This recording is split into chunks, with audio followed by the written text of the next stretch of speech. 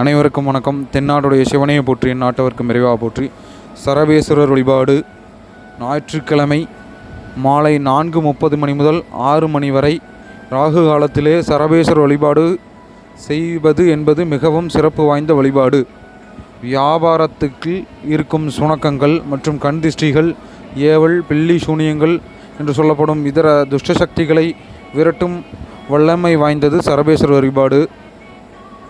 ஆன்மீக மெய்யன்பர்களும் பக்த செல்வர்களும் சரபேஸ்வரர் வழிபாடு தொடர்ந்து 11 ஞாயிற்றுக்கிழமைகளே சரபேஸ்வரருக்கு நெய் தீபம் அல்லது எலுமிச்சை தீபம் ஏற்றி வழிபாடு செய்பவர்களுக்கு மிகவும் பலன் தரும் வழிபாடு சரபேஸ்வரர் வழிபாடு.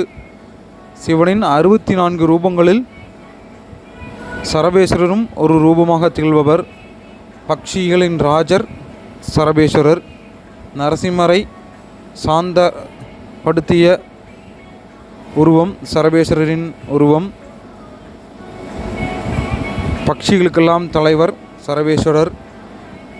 எனவே சரபேஸ்வரர் வழிபாடு மிகவும் சிறப்பு வாய்ந்தது. நாம் எல்லோரும் சரபேஸ்வரர் வழிபாடு செய்வோம்.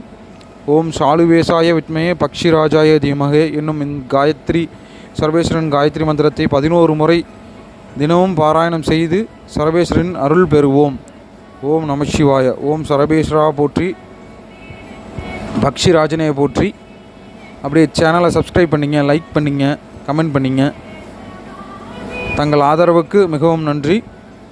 ஆலய தரிசனம் நம்மளுடைய சேனல். அப்படியே லைக் பண்ணிங்க, சப்ஸ்கிரைப் பண்ணிங்க. நன்றி, வணக்கம்.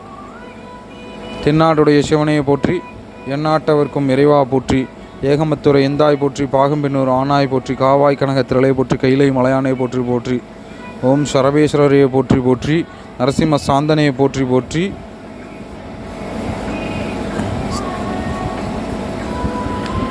நன்றி, வணக்கம்.